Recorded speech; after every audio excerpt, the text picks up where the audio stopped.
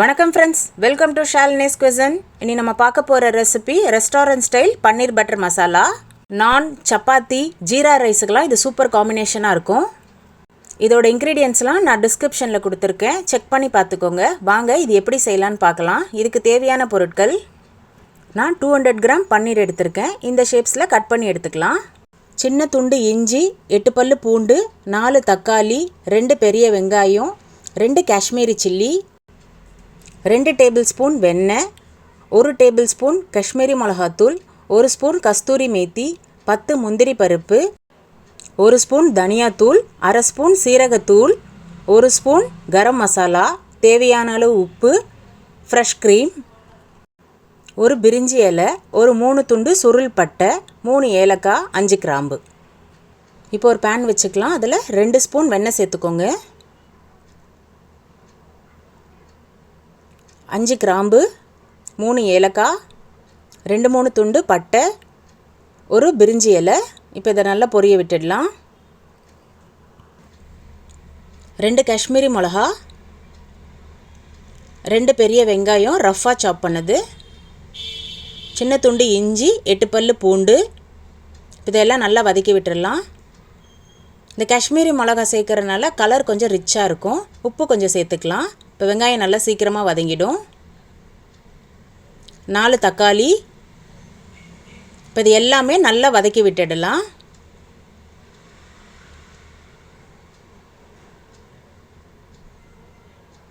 கால் spoon மஞ்சத்தூள். எல்லாமே கொஞ்சம் லைட்டாக நல்லா வதக்கி விட்டுடுங்க. 10 முந்திரி பருப்பு.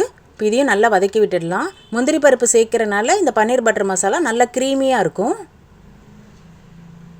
இப்போ நல்லா வதங்கிடுச்சு. இப்போ இதை ஆற வச்சு எடுத்துகிட்டு வந்துடலாம். இப்போ ஆறுனதை இந்த மிக்ஸி ஜாரில் சேர்த்துக்கோங்க. இப்போ இதை நம்ம நல்லா பேஸ்ட்டாக அரைச்சிட்டு வந்துடலாம். இப்போ இந்த மாதிரி நல்லா பேஸ்ட்டாக அரைச்சிக்கணும். இப்போ நம்ம அதை கொஞ்சம் வடிகட்டிக்கலாம். இப்போ இந்த மாதிரி நல்லா வடிகட்டி எடுத்துக்கலாம்.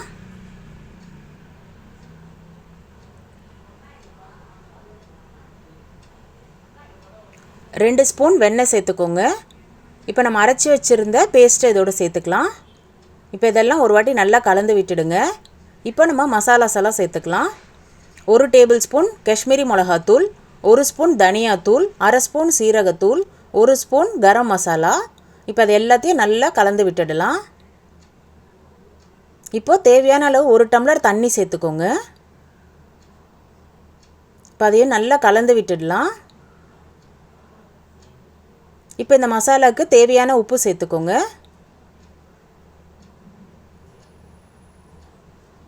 இப்போ மூடி போட்டு ஒரு 10 நிமிஷம் குக் பண்ணலாம். இப்போ ஓப்பன் பண்ணி பார்க்கலாம். இப்போ நம்ம எடுத்து வச்சிருந்த 1 ஸ்பூன் கஸ்தூரி மேத்தியை இந்த மாதிரி கையில் கொஞ்சம் க்ரஷ் பண்ணி சேர்த்துக்கோங்க. இப்போ அதெல்லாம் நல்லா கலந்து விட்டுடலாம். இப்போ நான் 200 கிராம் பன்னீர் எடுத்திருக்கேன். இந்த மாதிரி க்யூப்ஸாக கட் பண்ணி எடுத்துக்கோங்க. இப்போ அதெல்லாம் அதில் சேர்த்துடலாம்.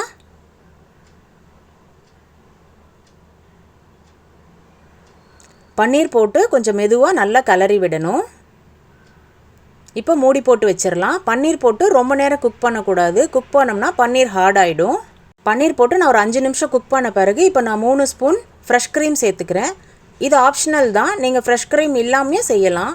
ஃப்ரெஷ் க்ரீம் போட்டால் நல்லா ரெஸ்டாரண்ட் ஸ்டைலில் ஒரு ரிச்சான ஃப்ளேவர் இருக்கும். இப்போ கொஞ்சம் கஸ்தூரி மேத்தி போட்டுக்கோங்க. அவ்வளோதான், நல்லா சூப்பராக ரெடி ஆகிடுச்சு பாருங்கள். நல்லா க்ரீமியாக ரெஸ்டாரண்ட் ஸ்டைல் பன்னீர் பட்டர் மசாலா. இந்த ரெசிப்பியை நீங்களும் உங்கள் வீட்டில் ட்ரை பண்ணி பார்த்துட்டு எப்படி இருந்துன்னு எனக்கு கமெண்ட் பாக்ஸில் கமெண்ட் பண்ணுங்கள். லைக் பண்ணுங்கள், ஷேர் பண்ணுங்கள். மறக்காமல் ஷாலினிஸ் குசின் யூடியூப் சேனலை சப்ஸ்கிரைப் பண்ணுங்கள். பக்கத்தில் இருக்க பெல் பட்டனையும் கிளிக் பண்ணுங்கள். அப்போ தான் நான் போடுற எல்லா வீடியோஸும் உங்களுக்கு அப்டேட்டாக வரும். தேங்க்ஸ் ஃபார் வாட்சிங்.